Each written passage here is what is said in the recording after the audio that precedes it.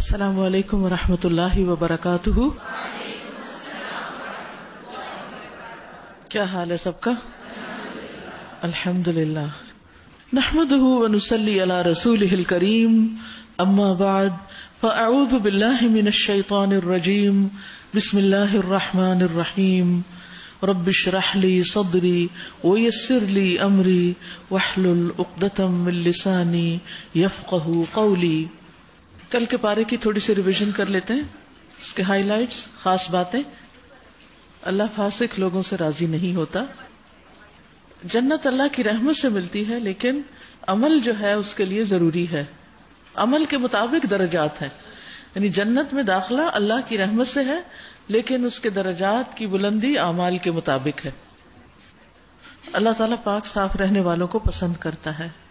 هو خیر مما یجمعون. قرآن ہر اس چیز سے بہتر ہے جسے لوگ جمع کر رہے ہیں. ہر مسجد صرف نیکی کے کام کے لیے نہیں، کچھ ایسی جگہیں لوگ ان کی آڑ لے کر وہاں سے فساد بھی پھیلاتے ہیں، نقصان بھی دیتے ہیں دین کو. موت کبھی نہ مانگے، کیونکہ زندگی بہت قیمتی چیز ہے. اگر نیک انسان کو زندگی ملتی ہے تو وہ اس کے درجے میں بلندی کا ذریعہ ہے، اور اگر برے انسان کو بھی زندگی زیادہ ملتی ہے تو ہو سکتا ہے کہ کسی وقت وہ توبہ کر لے. صدقہ اللہ سبحانہ وتعالیٰ کے غضب کو ٹھنڈا کرتا ہے. ہمارے ڈیوٹی کے اوقات ہمارے لیے امانت ہوتے ہیں، ان کو پورا کرنا لازم ہے. اللہ سبحانہ وتعالیٰ ہنستے بھی ہیں، مسکراتے بھی ہیں. انسان صحت کی حالت میں جو اچھے عمل کرتا ہے اور ان پر استقامت اختیار کرتا ہے، تو بیماری کی حالت میں اللہ سبحانہ وتعالیٰ اس کے وہ اعمال ویسے ہی لکھواتے ہیں. انسان کے اندر کبھی بھی نیکی کا غرور اور تکبر نہ آئے، اللہ کے آگے جھکا رہے. جو علم حاصل نہیں کرتا پھر وہ عمل سے بھی دور رہتا ہے، کیونکہ جس چیز کا پتہ ہی نہیں کہ کرنے کی ہے وہ پھر کیسے کرے گا. مثلاً اگر آپ کو یہ پتہ ہی نہیں کہ چاند دیکھ کر کون سی دعا پڑھنی ہے، یا صرف ایک یاد کی ہوئی ہے دوسری نہیں معلوم، تو پھر آپ صرف ایک ہی پڑھتے رہیں گے، اس سے آگے نہیں بڑھ سکیں گے. جبکہ نیکی کے کاموں میں آگے سے آگے جانا چاہیے. ہر تنگی کے ساتھ دو آسانیاں ہیں. قرآن جو ہے وہ شفا بھی ہے اور رحمت بھی ہے. قرآن مجید جب پڑھا جا رہا ہو، تلاوت کی جا رہی ہو، تو اگر اس کو ہم سنیں گے تو ہی اللہ کی رحمت آئے گی اور برکت حاصل ہوگی. تو اس لیے قرآن مجید کا ادب بہت ضروری ہے، اس وقت خاموشی بہت ضروری ہے. اللہ سبحانہ وتعالیٰ کے ساتھ تجارت کرنے والوں کی جو خصوصیات ہیں، خوبیاں ہیں، وہ ہمیں اپنانے کی ضرورت ہے. وہ کون کون سی خصوصیات ہیں؟ نمبر 1، التائبون، توبہ کرنے والے، عبادت کرنے والے، حمد کرنے والے، اللہ کا شکر ادا کرنے والے، رکوع کرنے والے، سجدے کرنے والے، نیکی کا حکم دینے والے، برائی سے روکنے والے، اللہ کی حدود کی حفاظت کرنے والے، سیاحت کرنے والے. اس میں روزہ رکھنے کا معنی بھی پایا جاتا ہے. ٹھیک ہے، اگر اللہ کا خوف دل میں ہو تو باقی خوف پھر نکل جاتے ہیں. اپنی پسند و ناپسند کو اللہ سبحانہ وتعالیٰ کی پسند کے تابع کرنے کی ضرورت ہے. اللہ کی راہ میں دین کا کام کرنے میں جتنی جتنی آپ کو تھکاوٹ لاحق ہوگی، اسی کے مطابق اجر بڑھتا چلا جائے گا. اس لیے ایسے موقع پر کبھی بھی تنگ دل نہیں ہونا چاہیے، بے صبر پن نہیں دکھانا چاہیے. یعنی جب غم کا وقت ہو، تکلیف کا وقت ہو، تو انسان اللہ کی مدد مانگے. ایک بڑی اہم بات آپ نے مس کر دی جو آپ سب کو ضرورت ہے، اور وہ یہ ہے کہ لوگوں کی بے رخی کے وقت، لوگوں کی بے وفائی کے وقت، جب لوگ منہ موڑ جائیں، لوگ اپنی مدد کا ہاتھ کھینچ لیں، لوگ آپ کو تنہا کر جائیں، تو اس وقت ایک خاص دعا کے ذریعے اللہ کی مدد حاصل کریں. وہ کیا ہے؟ حسبی اللہ لا الہ الا ہوا علیہ توکلت وہو رب العرش العظیم. اور اس کو یاد بھی رکھنا ہے، کیونکہ عموماً ہم شکایت تو کرتے ہیں، ایک دوسرے کے ساتھ شیئر کرنا شروع کر دیتے ہیں، فلاں نے میرے ساتھ ایسا کیا، فلاں نے ایسا کیا، میں نے اس کے ساتھ یہ اور یہ کیا اور اس نے جواباً میرے ساتھ ایسا کیا. یہ باتیں کرنے سے فائدہ کچھ بھی نہیں ہوتا.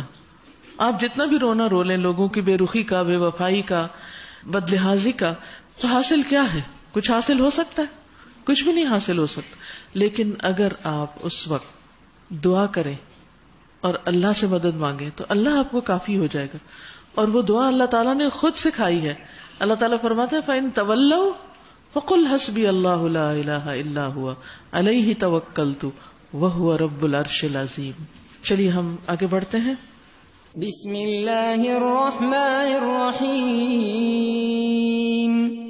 الحمد للہ رب العالمین الرحمن الرحیم مالک یوم الدین ایاک نعبد وإیاک نستعین اهدنا الصراط المستقیم صراط الذین انعمت علیہم غیر المغضوب علیہم ولا الضالین.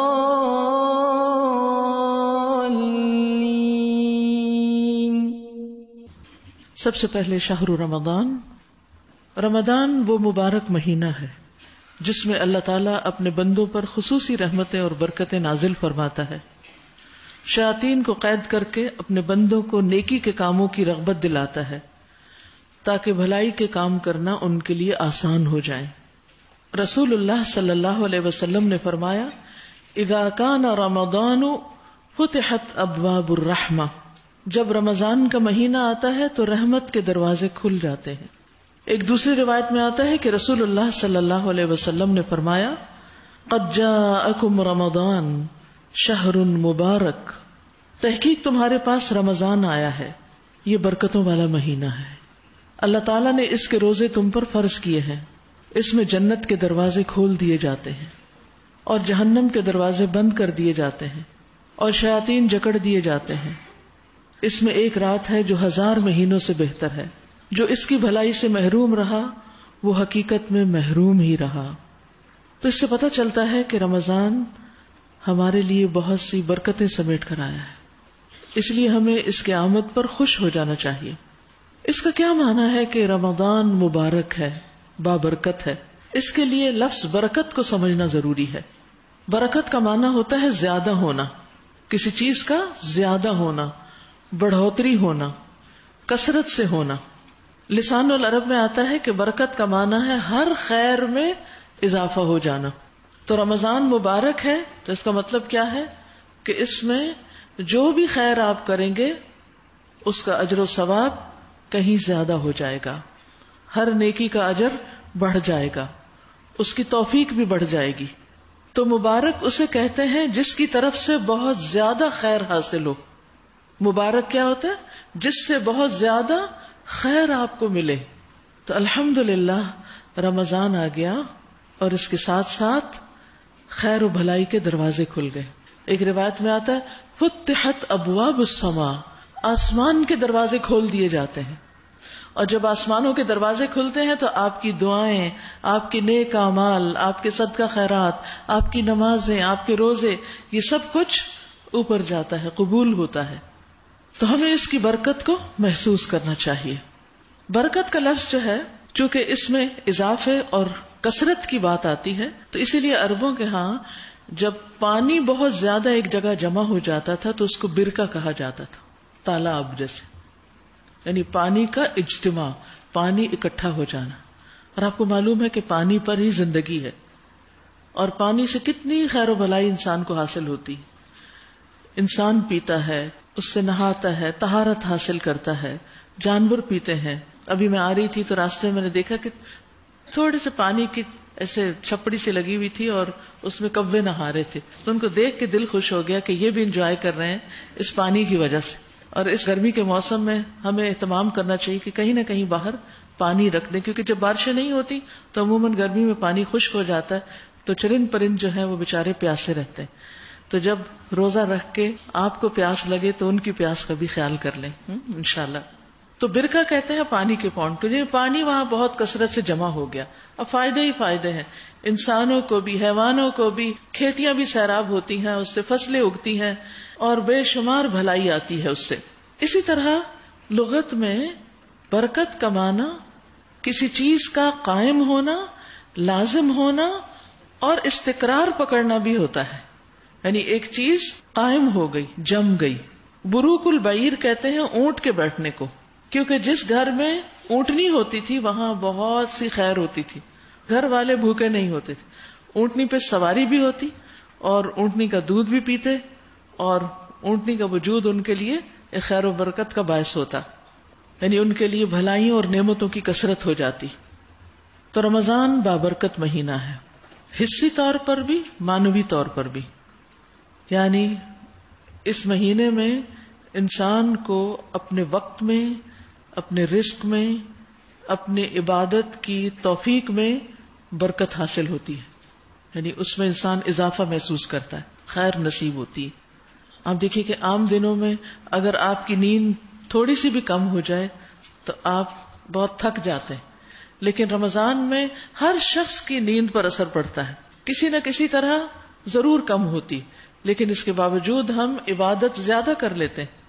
آپ کی نمازوں کی کوالٹی بھی بڑھ جاتی ہے، کوانٹٹی بھی بڑھ جاتی، نوافل میں کثرت ہو جاتی. تو کثیر ہو گیا نا، کثرت آ گئی، خیر اور بھلائی آ گئی آپ کی عبادت کے اندر. تراویح آپ پڑھتے ہیں اور آپ حیران ہو جاتے ہیں کہ کہاں عشاء کی نماز پڑھنا مشکل ہوتی تھی اور کہاں اتنی ایکسٹرا رکعتیں اور وہ بھی اتنے لمبے لمبے قیام کے ساتھ پڑھ لی. تو کیا یہ کثرت اور برکت نہیں؟ کیا یہ خیر اور نیکی میں اضافہ نہیں؟ اسی کو برکت کہتے ہیں. اسی طرح آپ دیکھیں کہ عام دنوں میں آپ کے دسترخوان پر وہ نعمتیں نہیں ہوتی جو رمضان میں ہوتی ہیں، اور اس میں سب امیر غریب سبھی شامل ہیں، کیونکہ امیروں کے دل بھی اس مہینے میں کھل جاتے ہیں اور وہ کچھ نہ کچھ حصہ غریبوں کی طرف لے جاتے ہیں، تو ان کے دسترخوان بھی کچھ آباد ہو جاتے ہیں، ان کو بھی کچھ کھانے کو بہتر مل جاتا ہے. اسی طرح آپ قرآن کی تلاوت بھی عام دنوں سے زیادہ کرتے ہیں، اس میں بھی اضافہ ہو گیا، وہاں بھی برکت ہو گئی. پھر اسی طرح صدقہ خیرات زیادہ ہوتا ہے. پھر اس کے ساتھ ساتھ آپ دیکھیے کہ جتنے بھی اعمال ہم اس مہینے میں کرتے ہیں ان کے اجر میں اضافہ ہو جاتا ہے. اللہ سبحانہ وتعالیٰ نے کیا فرمایا کہ الصوم لی وانا اجزی بہ، روزہ میرے لیے اور اس کی جزا میں خود دوں گا. اور کوئی جب کسی کو کچھ دیتا ہے تو وہ اپنی حیثیت کے مطابق دیتا ہے. تو جب آپ کو کوئی چیز ملتی ہے تو اس سے آپ کو پتہ چلتا ہے کہ دینے والا کون ہے، اس کی حیثیت کیا ہے. وَلِلَّهِ الْمَثَلُ الْأَعْلَى، جب اللہ سبحانہ وتعالیٰ کسی کو کچھ دے اور پھر انسان کی محنت اور کوشش اور عبادت کا اجر دیں گے تو آپ دیکھیں کہ پھر وہ کتنا زیادہ ہوگا، اس کا تو انسان تصور بھی نہیں کر سکتا. پھر اسی طرح آپ دیکھیے کہ رمضان کے مہینے میں لیلۃ القدر بھی ہے. ایک رات کی عبادت 1000 مہینوں کی عبادت سے زیادہ، یہ نہیں کہا اس کے برابر، کہ خیر من الف شہر، اس سے بھی اچھی، اس سے بھی زیادہ. تو یہ برکت ہی تو ہے. کیا آپ سال کے کسی مہینے کی کسی رات میں 1000 مہینوں کی عبادت کر سکتے ہیں؟ کبھی بھی نہیں. ہماری تو اتنی زندگی بھی شاید نہ ہو، اور زندگی ہے بھی تو ہم کہاں عبادت میں گزار رہے ہیں. اسی طرح آپ دیکھیے کہ اس مہینے میں دوسری کتابیں بھی نازل ہوئیں. اس مہینے میں کچھ اسلامی فتوحات بھی ہوئیں، جیسے سب سے پہلے بدر کا معرکہ، اس میں اللہ نے بہت بڑی کامیابی دی. پھر فتح مکہ، اسی طرح مسلمانوں نے اندلس بھی اسی مہینے میں فتح کیا تھا. ہمیں سوچنا چاہیے کہ ہم اس مہینے کی برکتوں سے کیا فیض حاصل کر رہے ہیں. جو کچھ بھی آپ کر رہے ہیں ان سب کی خیر و برکت اور بھلائی محسوس کیجیے. اب دیکھیے کہ تھوڑا کھا کر بھی آپ کو بھوک نہیں لگتی، پانی کے پینے کی مقدار بھی کم ہو جاتی، نیند کی مقدار کم ہو جاتی، وقت میں برکت ہو جاتی. آپ دیکھیے کہ آج صبح جب ایک خاص وقت کے بعد کھانا پینا نہیں تھا تو کتنی فراغت تھی، وقت ہی وقت تھا، اور وہ وقت کس کے لیے بچ گیا؟ قرآن کی تلاوت کے لیے اور کچھ نیک کاموں کی پلاننگ کے لیے. تو یہ سب برکتیں ہی ہیں. تو اللہ سبحانہ وتعالیٰ سے دعا ہے کہ وہ ہمیں اس مہینے کی برکتوں سے مالا مال کر دے، اور جو وعدے اس نے ہم سے کر رکھے ہیں اس مہینے کی خیر و بھلائی کے حوالے سے وہ ہم سب پر پورے کر دے. چلیے اب قرآن مجید پڑھتے ہیں، دلوں کا جائزہ لیجئے.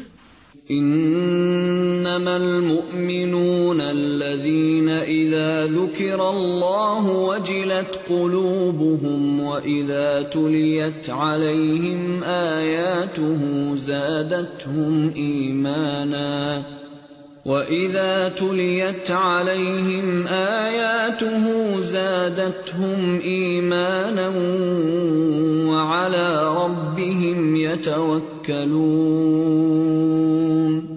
الذين يقيمون الصلاة ومما رزقناهم ينفقون أولئك هم المؤمنون حقا لهم درجات عند ربهم ومغفرة ورزق کریم. 12واں پارہ. وما من دابة في الأرض إلا على الله رزقها ويعلم مستقرها ومستودعها كل في كتاب مبين وهو الذي خلق السماوات والأرض في 6 أيام وكان عرشه على الماء ليبلوكم أيكم أحسن عملا ولئن قلت إنكم مبعوثون من بعد الموت ليقولن الذين كفروا إن هذا إلا سحر مبين ولئن أخرنا عنهم العذاب إلى أمة معدودة ليقولن ما يحبسه ألا يوم يأتيهم ليس مصروفا عنهم وحاق بهم ما كانوا به يستهزئون. شروع کرتی ہوں اللہ کے نام سے جو بے انتہا مہربان نہایت رحم فرمانے والا ہے. وما من دابة في الأرض إلا على الله رزقها. زمین میں چلنے والا کوئی جاندار ایسا نہیں جس کا رزق اللہ کے ذمہ نہ ہو. یعنی چھوٹے سے چھوٹا چلنے والا جاندار اور بڑے سے بڑی مخلوق سب کے سب اللہ کے ذمہ ہے. اب تک انسان یہ نہیں جان سکا کہ زمین کی سطح پر چلنے والے جانداروں کی قسمیں کتنی ہیں، ان کی نوعیتیں کیا ہیں، ان کو رزق وہاں پہنچانا تو بہت دور کی بات. ان سب کو کس نے پیدا کیا، ان سب کو کون زندہ رکھے ہوئے ہے، ان سب کو کون کھلا رہا ہے. اسی طرح پانی کے اندر کی مخلوق اور اس میں بعض مخلوقات جیسے ویل مچھلی جیسی چیزیں ہیں کتنی ہیوج ہیں، کتنی بڑی ہیں، اور ان کو ایک دن میں کتنی خوراک چاہیے ہوتی ہے. اس خوراک کا بندوبست کون کرتا ہے؟ اور پھر اسی طرح چھوٹی سے چھوٹی مخلوق بھی وہاں بستی ہے، وہ کس طرح سروائیو کرتی ہے، وہ کس طرح اپنی نسل بڑھاتی ہے، اور وہ کیا کھاتی ہے، کہاں سے رزق پاتی ہے. ان سب چیزوں کا تو علم بھی انسان کو نہیں، لیکن یہ سب کچھ کرنے والا اللہ ہی ہے. اسی طرح ہواؤں میں اڑنے والے پرندے اور دیگر مخلوقات، کیڑے مکوڑے زمین کی سطح پر پائے جاتے ہوں یا زمین کی تہوں میں رہتے ہوں یا اندر کہیں زمین کے چھپے ہوئے ہوں، وہ دن کو نکلتے ہوں یا رات کو نکلتے ہوں. اور پھر سب سے بڑھ کر انسان کو اللہ تعالیٰ نے کیسی کیسی نعمتوں سے نوازا.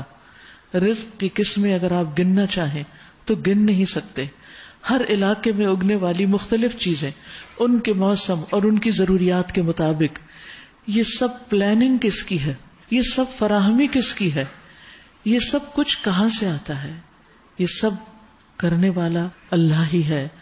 لہذا جب دیتا وہ ہے تو پھر ہمیں بندہ بھی اسی کا بن کر رہنا چاہیے. اور پھر نہ صرف یہ کہ رزق دیتا ہے ہر جاندار کو، وَيَعْلَمُ مُسْتَقَرَّهَا وَمُسْتَوْدَعَهَا، اور پھر اس کو یہ بھی پتا ہے، وہ یہ بھی جانتا ہے کہ اس کا ٹھکانہ کہاں ہے، اس کا ایڈریس کیا ہے، وہ رہتا کہاں ہے، اور وہ کہاں سونپا جاتا ہے، مرنے کے بعد وہ کہاں دفن ہوگا، کہاں اس کے جسم کے حصے جائیں گے. اب دیکھیے کہ ہم بعض اوقات کسی جگہ پر ایک سے زیادہ بار جا چکے ہوتے ہیں، لیکن پھر جب جانے لگتے ہیں تو کیا ہوتا ہے، پھر ایڈریس بھول جاتے ہیں.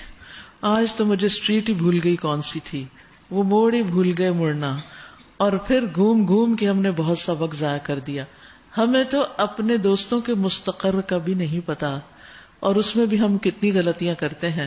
اور پھر راستے سے کال کرنا شروع کر دیتے ہیں، اور پھر اگر وہ کال نہ اٹھائے تو اس پر غصہ بھی کرنا شروع کر دیتے ہیں.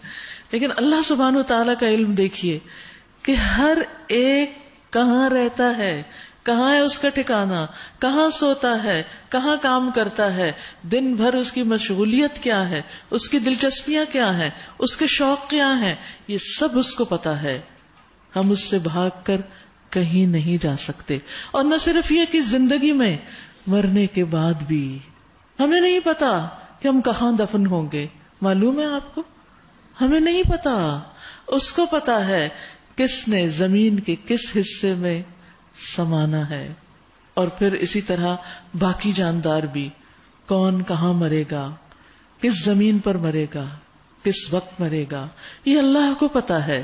بعض اوقات کسی انسان کی موت آئی ہوتی ہے تو وہ اپنے گھر سے نکل پڑتا ہے اور کہیں دور دراز علاقے میں جا کر وہاں فوت ہو جاتا ہے. اس کو نہیں پتا تھا کہ وہ کیوں جا رہا ہے وہاں. اللہ کو معلوم ہے. وَيَعْلَمُ مُسْتَقَرَّهَا وَمُسْتَوْدَعَهَا كُلٌّ فِي كِتَابٍ مُبِينٍ. یہ سب کچھ ایک صاف دفتر میں درج ہے، لوح محفوظ میں لکھا ہوا ہے. ہمارے دنیا میں آنے سے پہلے ہی اللہ کے علم میں تھا کہ ہم کب آئیں گے، کب جائیں گے. اس لیے موت اور زندگی سب اللہ کے ہاتھ میں ہے.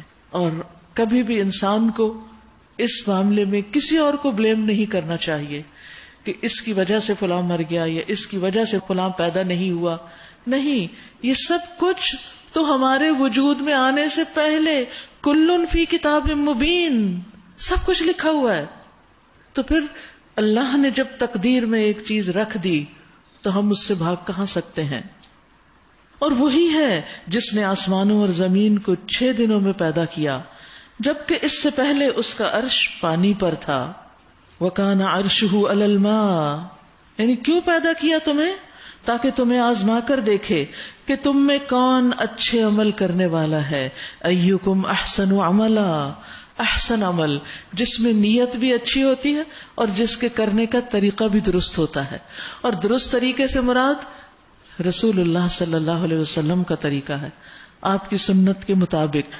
مثلا اگر آپ نماز پڑھ رہے ہیں اور پڑھتے چلے جا رہے ہیں اور 100 نفل بھی پڑھ رہے ہیں لیکن نیت خراب ہے، نیت دکھاوا ہے، تو پھر اس سے کچھ حاصل نہیں ہوگا. اور اگر نماز کا طریقہ ٹھیک نہیں، اس میں آپ کا لباس ساتر نہیں، قبلے کی طرف رخ نہیں، اور اگر جماعت سے آپ نماز پڑھ رہے ہیں تو صف درست نہیں کیونکہ آپ طریقے کی خلاف ورزی کر رہے ہیں، تو وہ احسن عمل شمار نہیں ہوگا.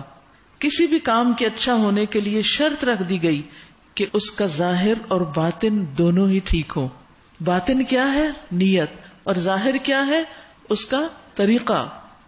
اب اگر آپ کہتے ہیں کہ لوگوں مرنے کے بعد تم دوبارہ اٹھائے جاؤ گے، یعنی دوبارہ اٹھائے جاؤ گے قیامت کے دن، تو منکرین فوراً بول اٹھتے ہیں کہ یہ تو صریح جادوگری ہے، کھلی جادوگری. یعنی وہ نبی صلی اللہ علیہ وسلم کی اس بات کو مانتے نہیں تھے اور ایک حقیقت کو جادو قرار دیتے تھے، اور اس طرح دراصل وہ اپنے آپ کو خود ہی دھوکہ دے رہے تھے. اور اگر ہم ایک خاص مدت تک ان کی سزا کو ٹالتے ہیں تو وہ کہنے لگتے ہیں کہ آخر کس چیز نے اسے روک رکھا ہے. سنو، جس روز اس سزا کا وقت آ گیا تو وہ کسی کے پھیرے نہ پھر سکے گا، اور وہی چیز ان کو آ گھیرے گی جس کا وہ مذاق اڑا رہے ہیں. پھر فرمایا وَلَئِنْ أَذَقْنَا الْإِنسَانَ مِنَّا رَحْمَةً ثُمَّ نَزَعْنَاهَا مِنْهُ إِنَّهُ لَيَئُوسٌ كَفُورٌ. اگر کبھی ہم انسان کو اپنی رحمت سے نوازنے کے بعد پھر اسے محروم کر دیتے ہیں، یعنی کچھ نعمتیں دیتے ہیں اور پھر اس سے لے لیتے ہیں، مثلا اولاد دی پھر لے لی، صحت دی اور لے لی، اسی طرح رزق میں کمی کر دی، یا کسی اور رشتے یا انسان کی کمی ہو گئی زندگی میں، ماں باپ لے لیے یا اولاد لے لی یا کچھ اور، تو پھر انسان کا حال کیا ہوتا ہے؟ انہ لیئوس، وہ سخت مایوس ہو جاتا ہے، کفور، اور ناشکری کرنے لگتا ہے. یہ ناشکری کیا ہے؟ ناشکری یہ ہے کہ انسان اس وقت جو اس کو باقی بہت سی نعمتیں ملی ہوئی ہیں ان کو بھول جاتا ہے. یاد رکھیے کہ اللہ سبحانہ وتعالی ہم سب پر بڑا مہربان ہے. وہ جو کچھ ہم سے لیتا ہے اس کے مقابلے میں کہیں زیادہ اس نے ہمیں دے رکھا، لیکن ہماری نظر اس پہ نہیں جاتی جو اس نے دیا ہے، اسے ہم بھول جاتے ہیں، فراموش کر دیتے ہیں، اور جو چلا گیا اس پہ روتے رہتے ہیں.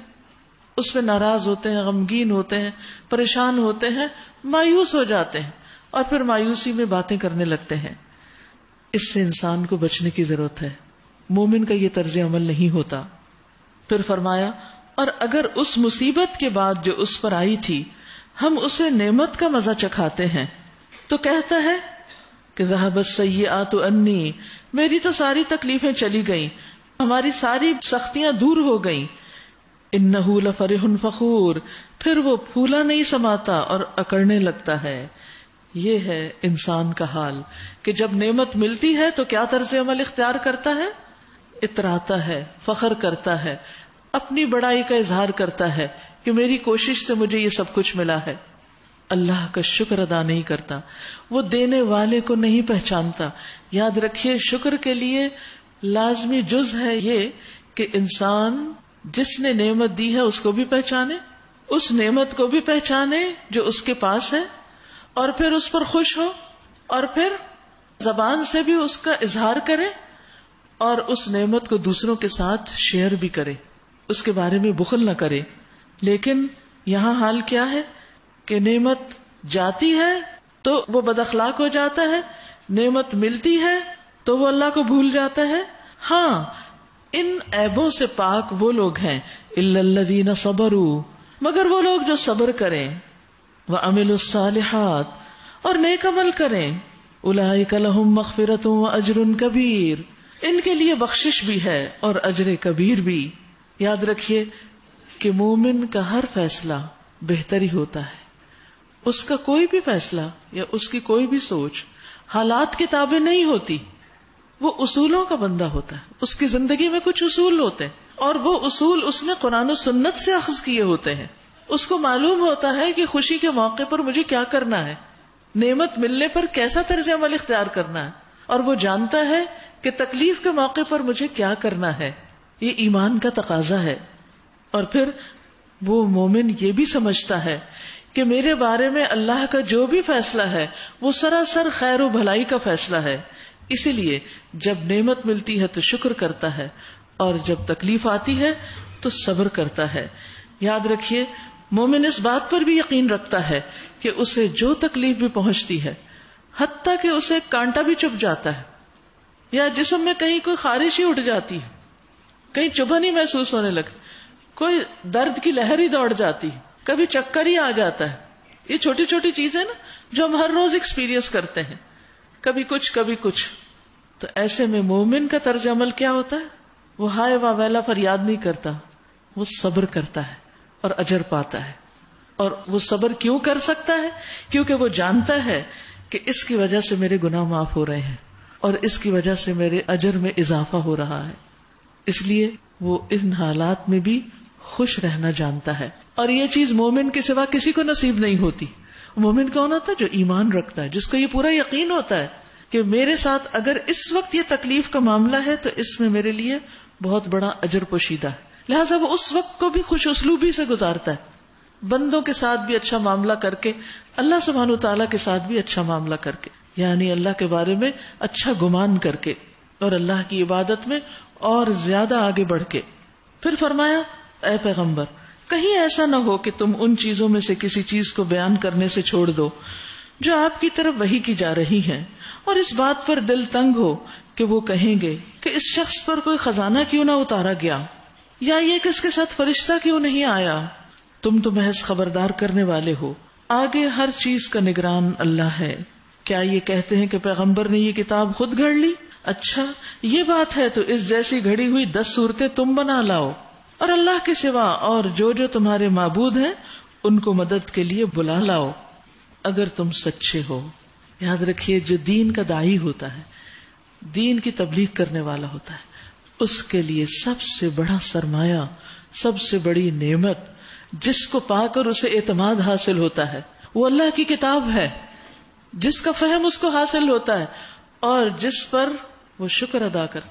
هو خیر مما یجمعون، وہ اس پر خوش ہوتا ہے. فبذلک فلیفرحوا، کہ اس کے پاس قرآن کی دولت ہے. لیکن جب ایمان کمزور ہوتا ہے تو انسان کو اس دولت کا اندازہ ہی نہیں ہوتا، وہ اسے چھوڑ کر دنیا کی دولت میں گم ہو جاتا ہے. دنیا کی نعمتوں اور دنیا کی چیزوں کے ذریعے، دنیا کے خزانوں کے ذریعے اور دنیا کے جو عیش و عشرت کے سامان ہیں ان کے ذریعے اپنی عزت بڑھانے کی کوشش کرتا ہے.